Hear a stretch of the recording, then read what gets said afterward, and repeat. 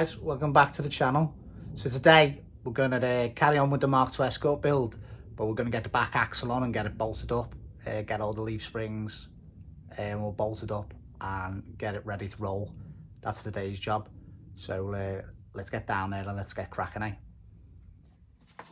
So yes, it's too cold in the garage for the vest, so the hoodie's back on. So what I was doing here was I was bolting the U-bolts on first,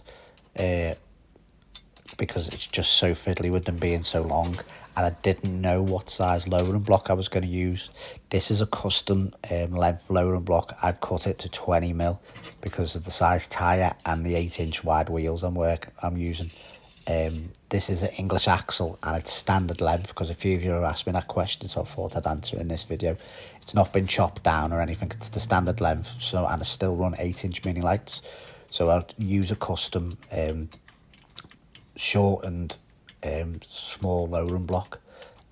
These are single leaf springs which have been decambered by 1 inch, so I use like a 20mm lowering block, and that usually makes sure the tyres doesn't scrub. So I thought I'll keep the leaf springs this long in case I decide to go lower. So yeah, I'm just starting the U-bolts off, and then I'll slide the leaf spring in, just because everything moves around too much, you know what I mean, with them being so long.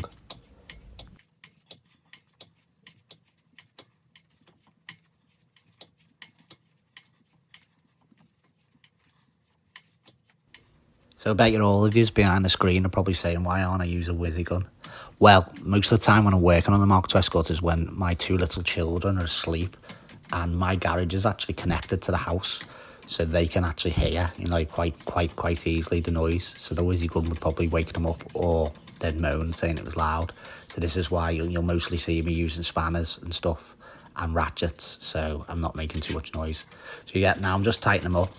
Before I put the axle back on, I will trim these studs for the U-bolts. I was made up because I found these studs, and they were gold passive zinc coated, and I love that. It like makes it look dead shiny, doesn't it, underneath. I got these off eBay.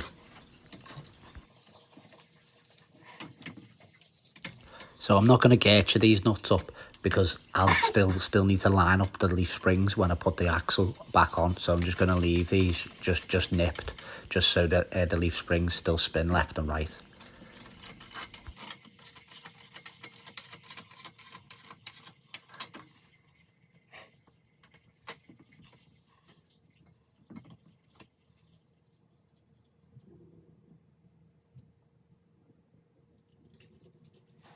So with a little help from the wife, we were able to spin the axle round. I was quite surprised in that they don't actually weigh an awful lot with everything bolted to them. As you can see, I haven't bolted the anti-tramps on yet. I'm going to bolt them on when I get the axle mounted. So let's slide it in and let's get it mounted, eh?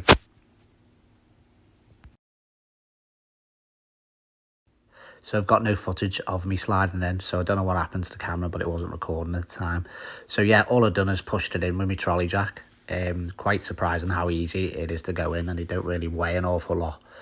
Slide the bolts in, grease the bolts. As you can see, I've cleaned everything up, put the shocks on, and started building everything up. And absolutely, this is what the calipers look like. Absolutely made up with what it looks like now in the finished result. This is how I clean the brake discs up, using the lathe and work.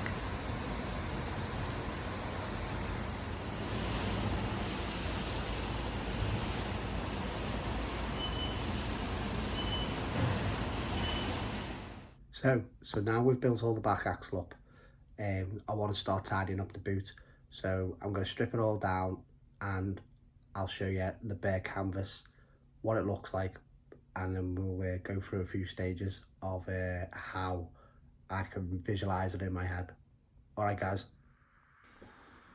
So this is the blank canvas. I've stripped everything out, my battery tray, my twin pumps and my fuel tank. I will strip out the washer bottle. As you can see, there's some brown staining. That's actually just a bit of like wax oil type oil stuff from dinner troll. I'm going to clean this up, maybe paint it white, and then maybe paint some black. Now that's cleaned up, let's add some white paint, and then we'll do our black.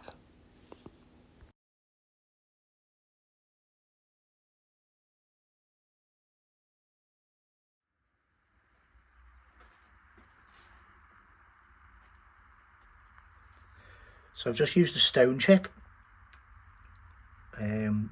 Used a mask and a nice line. Just stone chipped it off. I'm going to try and make a feature. Because I'm changing all the fuel lines to the AN fittings, you know, the race ones with braided lines with anodised red and blue fittings. I'm going to do like a twin pump setup. I'll still have my battery tray here. Do you remember, like with the old picture video? I'll have my twin pumps, and then I'm going to run a line. I'm not sure whether I'm going to run it through the car or run it underneath. I haven't decided yet. I suppose I'll decide when I start routing it around. But yeah, I've just done like this. The fuel tank, I'm still going to run a standard fuel tank. Motorsport Tools do a fitting which goes on the bottom of the fuel tank, which converts the fuel tank. I think it's 1/2 inch UNF to a 6 AN fitting. So that's sound. So I've bought that fitting. Yeah. So these are all the goodies I've bought. Bought them off actually Torx themselves. They have a shop on eBay.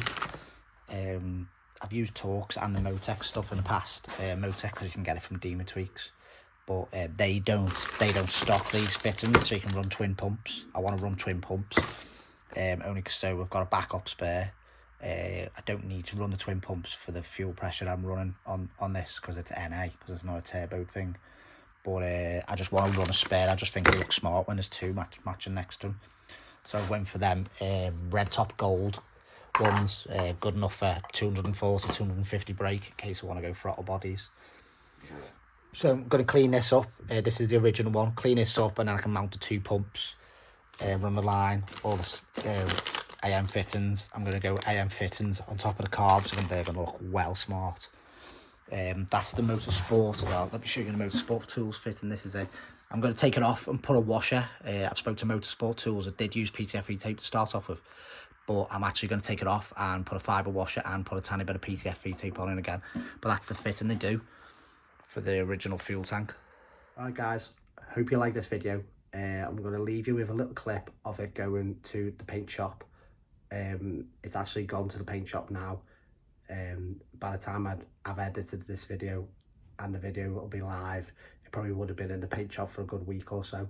So yeah, it's gone to the paint shop. It's going to get both sides blown in and a few bits and pieces should be fettled with, and I just can't wait to get it back. Alright guys, I'll see you in the next one, and you take it easy. Please like and subscribe.